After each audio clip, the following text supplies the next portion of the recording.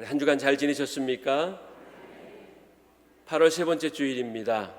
하나님의 큰 은혜와 사랑과 능력이 여기 모여 예배하는, 또 성전에 오지 못했지만 가정에서 온라인으로 예배하는 모든 삼양교회 성도들에게 충만하기를 주님의 이름으로 간절히 축원합니다. 이제 돌아오는 목요일은 처서입니다. 처서 밑에는 까마귀 머리가 벗어진다는 속담이 있습니다. 막바지 더위가 매섭다는 겁니다. 우리 건강 유의하시기를 바랍니다. 코로나가 다시 유행하고 있다고 하니 개인 위생에 충실하시고 몸 상하지 않기를 원합니다. 우리 주위에 계신 분들과 함께 인사하겠습니다. 지난주에 어떻게 인사하라고 했죠?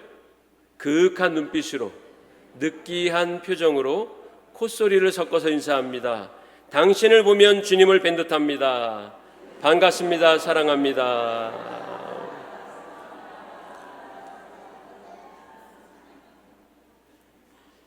반갑게 인사해 주셔서 감사드립니다.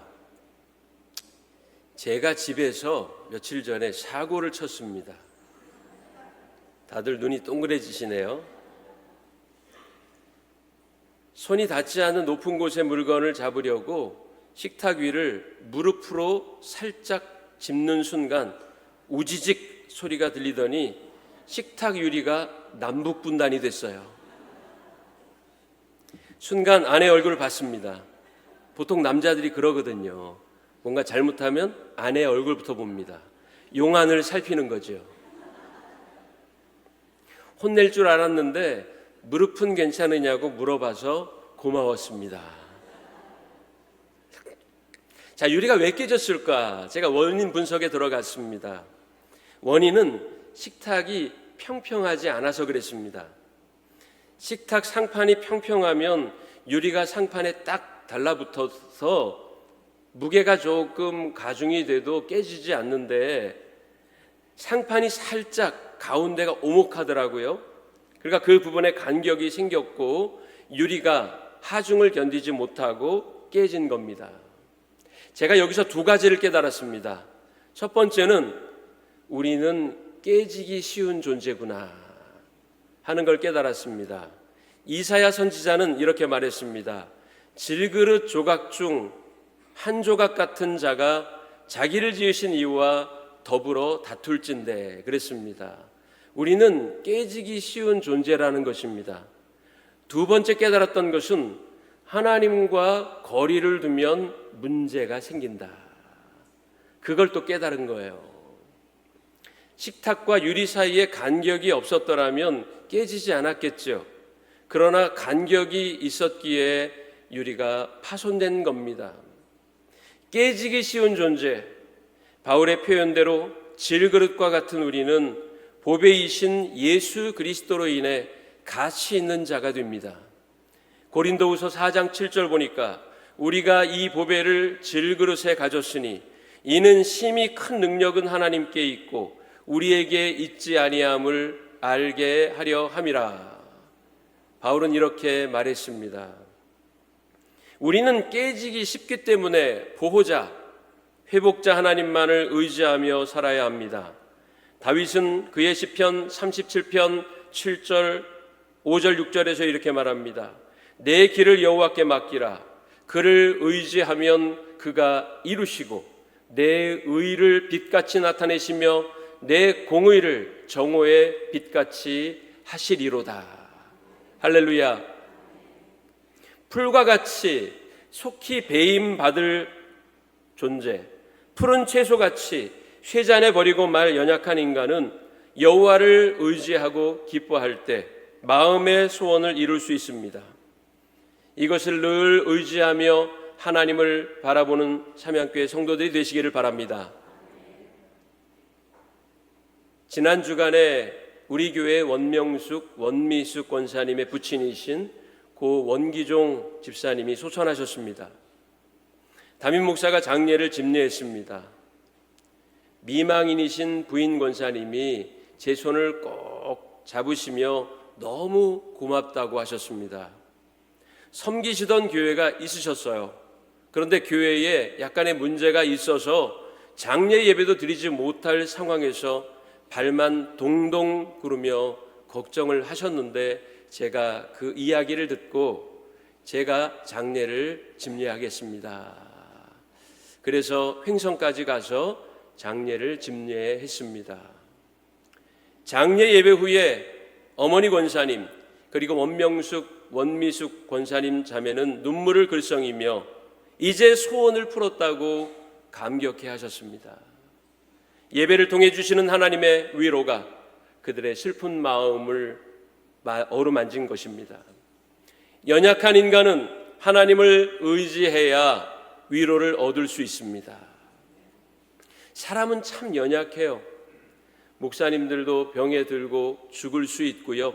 선교사님들도 현지에서 병을 얻거나 불의의 사고로 세상을 떠나시는 분들이 있습니다. 여러분 가운데 혹시 육신에 또한 마음의 병이 생겨 육체적인 고통과 더불어 나는 왜 이럴까? 내가 뭘 잘못했길래 하는 마음의 고통까지 느끼는 분 계시다면 위로자 하나님을 이 시간 바라보시기 바랍니다. 뭘 잘못해서 얻은 병이 아닙니다. 하나님의 심판으로 생긴 것도 아니에요. 그냥 우리 인생이 연약하기에 그래요. 깨지기 쉬운 질그릇이라서 그렇습니다. 그렇기에 더욱 하나님을 의지할 이유가 있는 것입니다. 건강하던 사람도 깨지고 힘 있는 사람도 깨집니다. 돈 있는 사람도 깨지고 지식이 많은 사람도 깨질 수 있습니다. 사람은 언제 어디서든 깨지기 쉬운 존재라는 것입니다. 유튜브 시트콤에서 이러한 내용을 봤습니다. 결혼식을 준비하며 웨딩드레스를 고르러 간 예비부부, 드레스를 예쁘게 갈아입고 나온 신부가 신랑에게 물어요. 자기야, 나 어때? 신랑은 밝게 대답합니다. 자기 오늘 너무 예쁘다. 좋아할 줄 알았는데 신부가 퉁명스럽게 이렇게 말하는 거예요. 아니, 오늘 예쁘다면 어제는 안 예뻤겠네? 아이고, 안 예쁜 여자랑 결혼하게 돼서 참 불쌍하네. 나 상처받았어. 우리 헤어져. 웨딩 사진 촬영 후에 결과물을 보던 신부. 자기야, 나 사진 예쁘게 나왔지? 신랑이 대답합니다. 자기 정말 사진 예쁘게 나왔다. 좋아할 줄 알았는데 이번에도 입을 삐죽이며 말합니다. 자기야, 어떻게 그런 말을 할 수가 있어? 실물은 안 그런데 사진만 예쁘게 나왔다는 거 아니야? 아이고, 못생긴 여자랑 결혼하게 돼서 참 불쌍하네. 나 상처받았어. 우리 당장 헤어져. 도대체 어떻게 하라는 겁니까? 유머이긴 하지만 인간은 깨지기 쉬운 질그릇, 상처받기 쉬운 마음, 기후와 재난에도 취약한 연약한 존재라는 것입니다. 그런데 오늘 본문은 이처럼 연약한 인간을 하나님께서 섬세하고 자상하게 돌보신다고 말씀합니다. 내 인생 내가 사는 것 같지만 하나님이 나와 함께 하시기에 살 수 있는 겁니다. 그것을 고백하는 것이 믿음입니다. 믿음이란 만물을 창조하셨고 자연을 운행하시며 역사를 주도하신다는 믿음이 우리 속에 있을 때 참 믿음인 줄로 믿습니다. 여기엔 우연이 있을 수 없습니다. 모든 것은 하나님의 뜻이요 계획입니다. 그러므로 우리 믿음의 사람들은 재수 없다, 팔자가 드세서 그렇다, 이게 내 운명이다, 이런 말을 하면 안 됩니다. 이런 말은 불신앙적인 말입니다. 우리 함께 따라해 보겠습니다. 예수의 사람들은 사주, 팔자, 운명에서 자유한 자들이다. 할렐루야. 이제 제가 시작하면 저 문구를 함께 읽는 겁니다. 시작. 예수의 사람들은 사주, 팔자, 운명에서 자유한 자들이다. 할렐루야. 여러분, 사주, 팔자, 운명 따위에 매어 살지 마시기를 바랍니다. 하나님은 한 번도 우리 곁을 떠나신 적이 없어요. 그리고 앞으로도 떠날 마음이 없습니다. 임마누엘 약속하신 하나님은 여러분들의 평생을 책임져 주시며 동행해 주실 것입니다.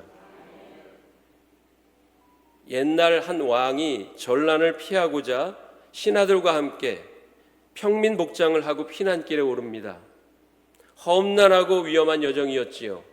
한 마을에 도착합니다.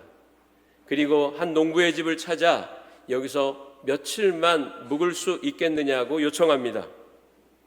농부는 기꺼이 맞았고 편안하게 쉴 수 있도록 배려합니다.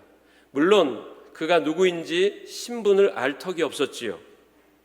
왕은 그 농부의 배려에 크게 감동을 받았습니다. 시간이 지나고 전란이 수습되어 궁으로 돌아온 왕은 여전히 자기의 신분을 밝히지 않은 채 그 농부를 다시 찾아갑니다. 그리고는 이렇게 말합니다. 신세를 졌으니 보답하고자 합니다. 원하는 것이 있으면 말해 보십시오. 그러나 농부는 손사래를 치며 말합니다. 그게 뭐 별거라고요. 지친 나그네 며칠 묵게 해드린 것이 뭐가 큰 일입니까? 저는요 부자는 아니지만 먹고 살 걱정이 없습니다. 몸도 건강합니다. 그러니 무언가를 해주지 않으셔도 괜찮습니다. 왕은 재차 감동합니다. 그리고는 기어이 소원을 말해보라고 거듭거듭 청합니다. 그러자 마지못해 농부가 말하지요. 정 그러시다면 몇 달 후에 제 자식들이 제 환갑을 맞아 잔치를 해준다고 하는데 그때 오셔서 축하해 주시면 감사하겠습니다. 그것뿐이면 됩니다. 어찌 이리 욕심이 없는 사람이 있을까? 왕은 다시 한번 크게 감동합니다. 시간이 지나고 환갑잔치 날이 됐습니다. 왕은 만이의 호의를 받으며 농부의 집으로 행차합니다. 그 마을이 어떻게 됐겠습니까? 난데없는 왕의 행렬이 작은 마을에 이르렀으니 그 마을은 완전히 발칵 뒤집혔습니다. 그러나 더 놀랄 만한 일은 그 뒤에 벌어졌습니다. 한 가난한 농부의 집으로 왕이 행차를 한 거예요. 사연을 알게 된 마을 사람들은 또 한 번 놀랍니다. 농부는 하루아침에 유명인사가 됐습니다. 왕이 직접 행차할 정도니 얼마나 대단한 사람일까 하여 연일 그 농부의 집에 예물이 쏟아져 들어옵니다. 심지어는 임금이 다녀갔다고 해서 그 집 앞에 기념비까지 세웠다고 합니다. 여러분, 다른 게 복이 아니에요. 하나님이 나와 함께 하신다는 게 복입니다. 초라한 나를 하나님께서 직접 찾아오셨다는 것, 인카네이션, 자신을 비워 종의 형체를 가지사 죽기까지 복종하시고 우리에게 완전한 속죄와 구원을 이루신 예수 그리스도가 나와 함께 하신다는 것, 임마누엘 하신다는 것, 나를 찾아와 주셨다는 것이 진정한 복인 줄로 믿습니다. 왕이 농부의 집에 한번 찾아갔다고 그 난리니 천지를 창조하시고 온 우주를 운행하시며 인생의 주인이며 왕이신 하나님이 평생 여러분들 곁을 떠나지 않으신다면 이보다 더 큰 은혜가 어디 있겠습니까?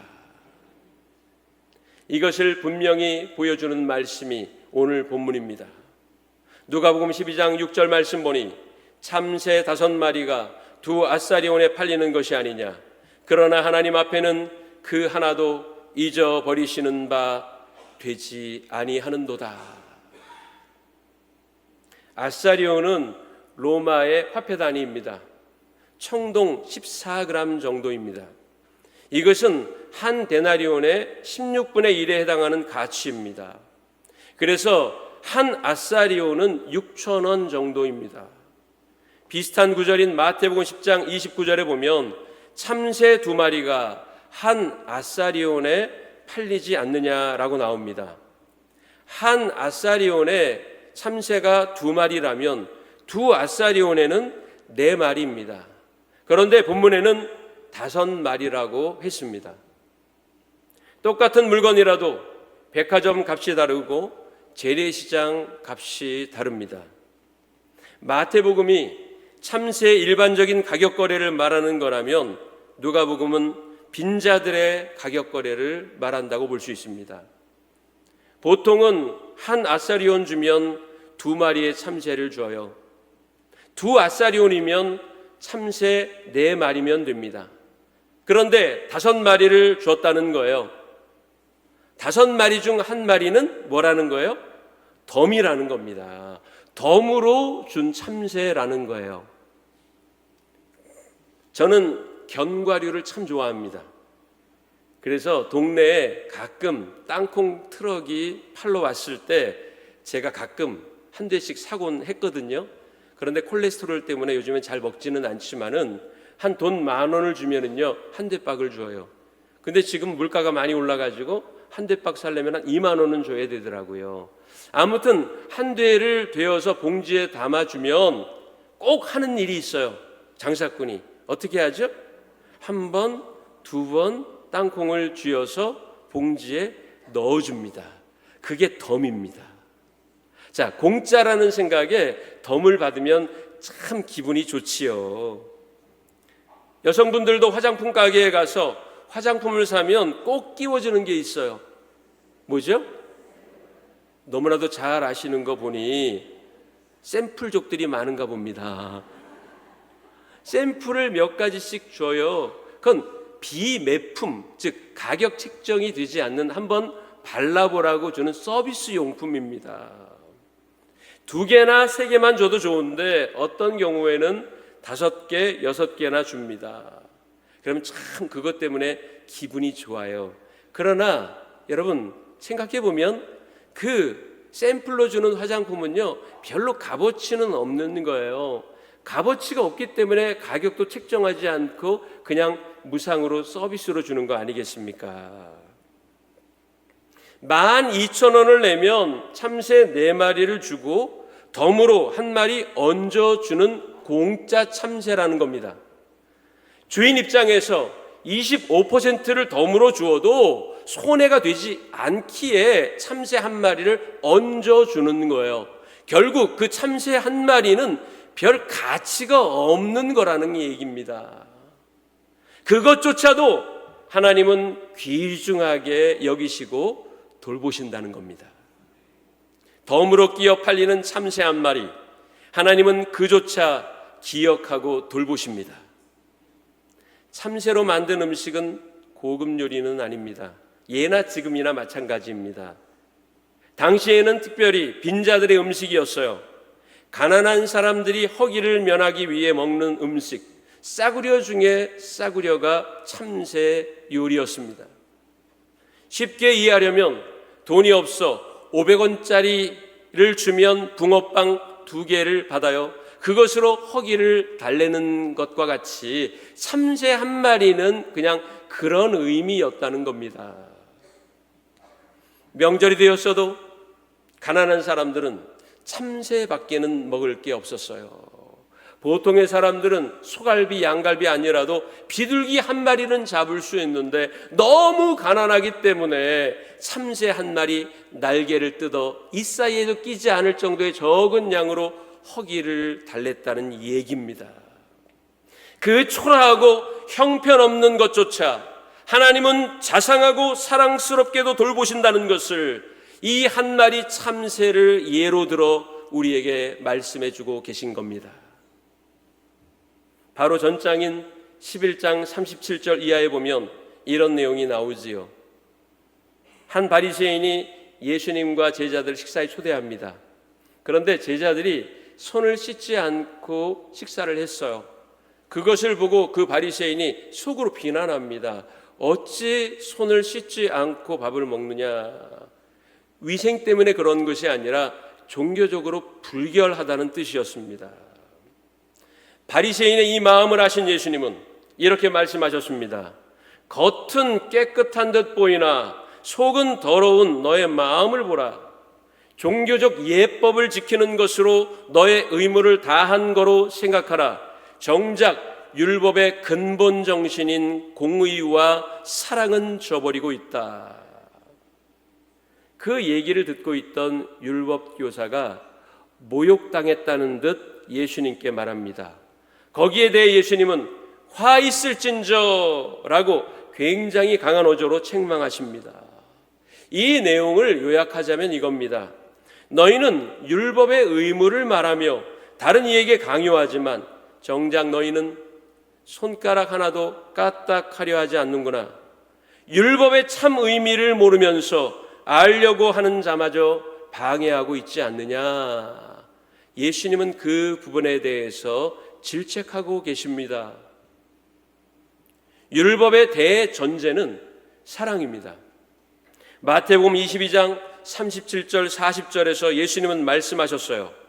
예수께서 이르시되 내 마음을 다하고 목숨을 다하고 뜻을 다하여 주 너의 하나님을 사랑하라 하셨으니 이것이 크고 첫째 되는 계명이요 둘째도 이와 같으니 내 이웃을 내 자신같이 사랑하라 하셨으니 이 두 계명이 온 율법과 선지자의 강령이라. 바울도 로마서 13장 9절 10절에서 말했습니다. 여러 계명들이 있지만 그 계명들이 담고 있는 근본 정신은 사랑이라는 것입니다.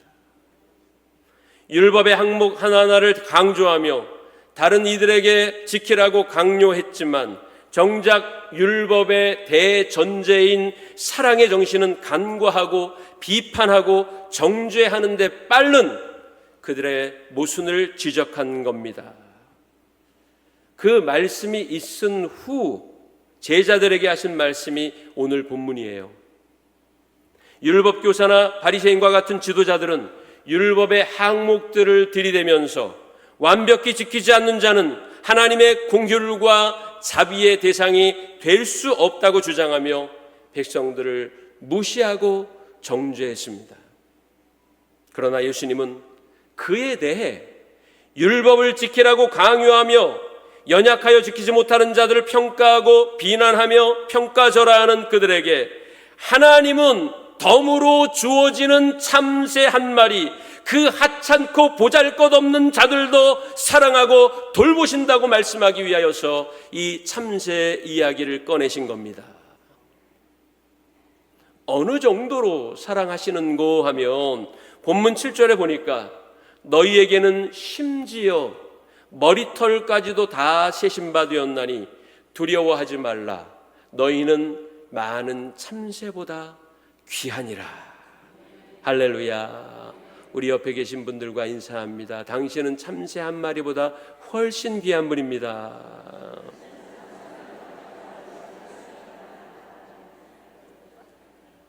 여러분, 탈모로 고민하는 사람도 어깨에 떨어진, 욕실에 떨어진 머리카락을 일일이 세며 헤아리지 않아요. 머리 감은 후 빠진 머리카락을 모아 헤아리는 사람은 없습니다. 그냥 어깨에 떨어진 머리카락 몇 가닥을 툭툭 털어버리면 그만인 거예요. 사람마다 차이가 있지만 보통 사람의 머리카락은 7만 개에서 10만 개 정도라고 합니다. 7절에 보니 하나님이 우리의 머리털까지 세신다는 말씀은 어떤 의미일까요? 머리카락이 몇 개인지를 하나하나 세신다는 말이 아닙니다. 그것은 하나님은 우리의, 여러분들의 가장 작은 부분까지도 보시고 돌보신다는 뜻이에요.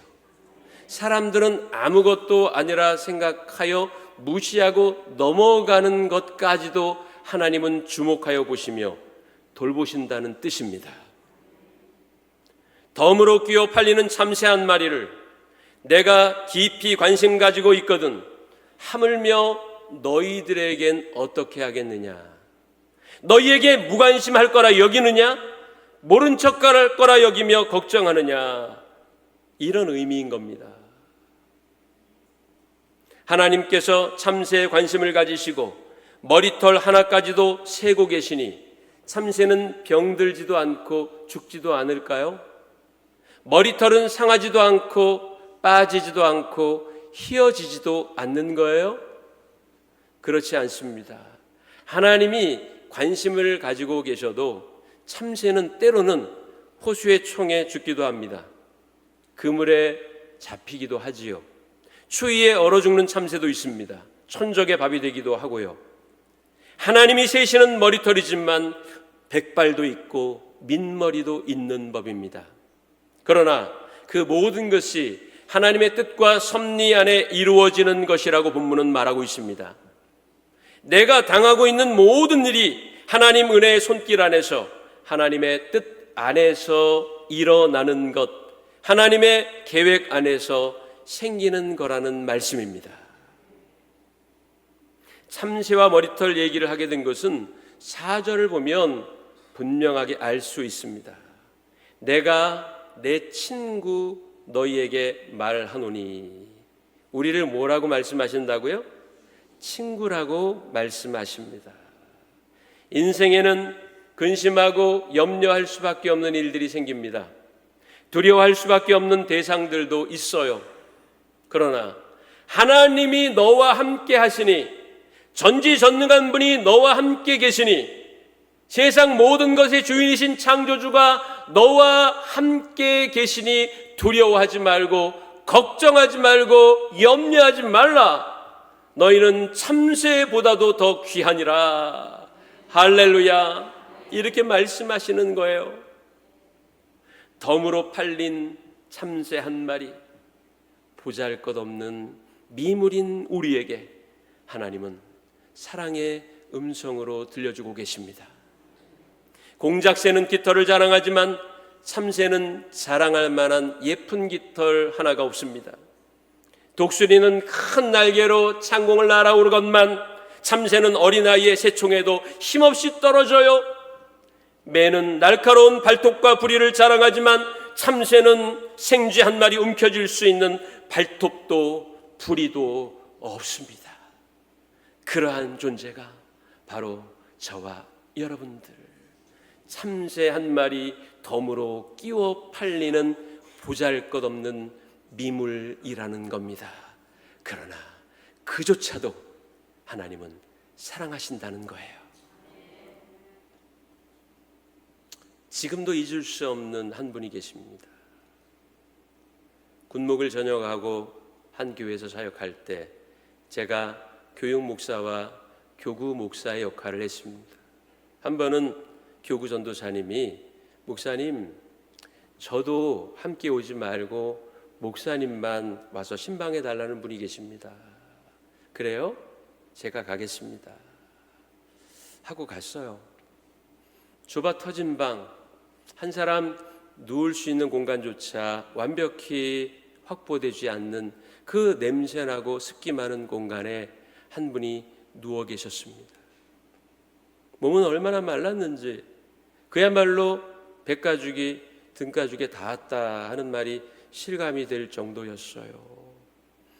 저를 보자 벌써 눈물이 그렁그렁합니다.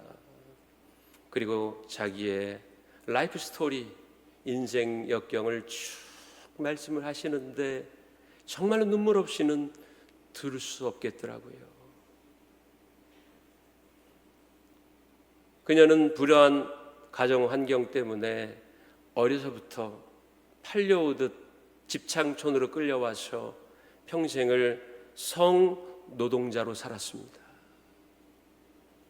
일평생 그 험난하고 질곡 많은 인생을 살다가 그 일조차도 할 수 없는 나이가 되자 버려지듯 쫓겨나 쪽방촌에서 살던 분이었습니다. 어린 시절 주일학교에 다녔던 기억으로 교회에 나왔지만 사람들의 시선이 따가웠고 몸에는 질병이 생겨서 더 이상 교회에는 나올 수 없는 상태가 됐어요. 그러나 늘 그 마음은 하나님을 사모하고 천국을 사모하고 어린 시절 불렀던 그 찬송 소리가 다 마음속에 생각이 났다는 거예요. 죽을 날이 이제 얼마 남지 않았습니다. 저한테 찬송을 하나 불러달라고 하더군요. 저는 그때 예수님이 베들레헴의 한 초라한 마구간 말구유에 나신 이야기를 전했습니다. 직분도 받지 못한 성도였습니다. 자매님, 예수님이 그 초라하기 이를 데 없는 그 마구간 그 냄새나고 더러운 말 구유에 나신 것은 예수님은 높은 자들의 하나님이 아니라 낮은 자들의 하나님이시라는 것을 우리들에게 보여주신 겁니다. 목사님, 그분의 표현을 빌리자면 저처럼 이렇게 추악하고 더러운 년도 하나님이 사랑하실까요? 그 이야기를 듣는 순간 눈물이 흘렀습니다. 그럼요, 자매님, 사랑하시고 말고요. 사랑하시고 말고요. 그 초라하기 이를 데 없는 마국간 말구유에 나신 예수님이 지금 자매님의 마음속에 계십니다.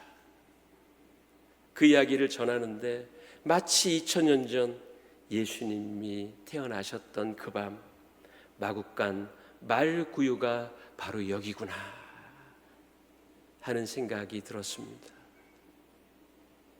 목사님, 찬송 하나 불러주시겠어요? 내 주를 가까이 하게 함은 십자가 짐 같은 고생이나. 그 찬송을 불러달래요. 내 주를 가까이 하게 함은 십자가 짐 같은 고생이나 내 일생 소원은 늘 찬송하면서 주께 더 나아가기 원합니다.